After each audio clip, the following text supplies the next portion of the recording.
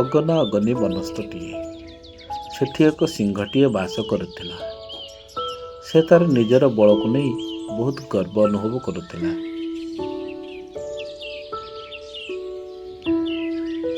ସିଏ ସବୁଦିନ ଅନ୍ୟ ଜୀବମାନଙ୍କୁ ଆକ୍ରମଣ କରୁଥିଲା। ତା ଭୟରେ ସମସ୍ତ ଜୀବଜନ୍ତୁ ଦୂରକୁ ପଳାଇ ଯାଉଥିଲେ।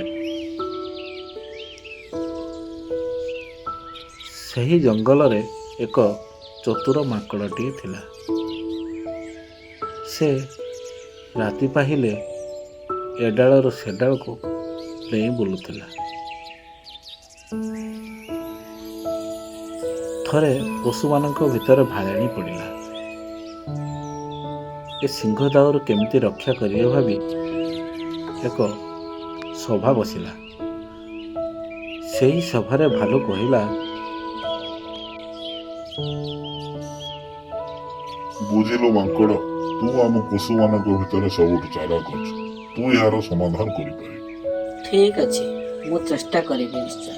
ତା ପରଦିନ ସକାଳ ସିଂହ ପାଖରେ ଯାଇ ମାଙ୍କଡ଼ ପହଞ୍ଚିଲା। ଆଉ ଯାଇ କହିଲା, ସିଂହ ମହାରାଜ, ତୁମକୁ ମୋର ଏକ ଛୋଟିଆ ପ୍ରଶ୍ନ। ତୁମେ ଯଦି ମୋ ପ୍ରଶ୍ନର ଉତ୍ତର ଦେଇଦ, ମୁଁ ଜାଣିବି ତୁମେ ପ୍ରକୃତର ରାଜା। କଣ କହିଲୁ? ମତେ ପୁଣି ପ୍ରଶ୍ନ? ଠିକ୍ ଅଛି, ପଚାର। ଆଚ୍ଛା କହିଲ, ବୁଦ୍ଧି ବଡ଼ ନା ବଳ ବଡ଼? କିଛି ସମୟ ଚିନ୍ତା କରିବା ପରେ ସିଂହ କହିଲା, ଏଇ ଗୋଟିଏ ପ୍ରଶ୍ନ? ଇଏ ହଉଛି ବଳ ହଉଛି ସବୁଠୁ ବଡ଼। ବୁଝିଲୁ ମାଙ୍କଡ଼, ତୁ ମତେ ପ୍ରଶ୍ନ କରୁଛୁ? ତାପରେ ଦୁଇ ଜଣଙ୍କ ମଧ୍ୟରେ କଥା କଟାକଟି ହେଲା।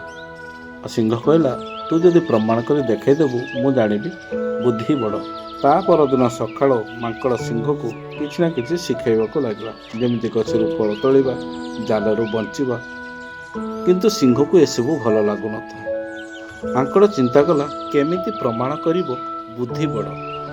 ସେ ଏକ ଗୁମ୍ଫାରେ ମିରର ରଖି ସିଂହକୁ କହିଲା, ବୁଝିଲ ମହାରାଜ, ଏ ଗୁମ୍ଫାରେ ଏକ ରାକ୍ଷସଟିଏ ଅଛି। ତୁମେ ଯଦି ତାକୁ ହରାଇଦେବ, ମୁଁ ଜାଣିବି ବଳ ହିଁ ବଡ଼। ଠିକ୍ ଅଛି, ମୁଁ ଦେଖୁଛି। ତାପରେ ସିଏ ଭିତରକୁ ଗଲା। ଆଉ ଯାଇ ଦେଖିଲା, ଆଉ ଏକ ସିଂହଟିଏ ଅଛି। ସେ ତାର ପ୍ରତିବିମ୍ବକୁ ଜାଣି ନ ପାରି ତା ସାଙ୍ଗରେ ଲଢ଼ିବାକୁ ଲାଗିଲା। 2-4 ଥର ମିରର ବାଜିଲା ପରେ ସେ ହେତୁ ତଳେ ପଡ଼ି ଦୌଡ଼ିବାକୁ ଲାଗିଲା। ଆଉ ଆସି ମାଙ୍କଡ଼କୁ କହିଲା, ବୁଝିଲୁ ମାଙ୍କଡ଼, ଏ ରାକ୍ଷସ ସାଙ୍ଗରେ ପାରି ହବନି।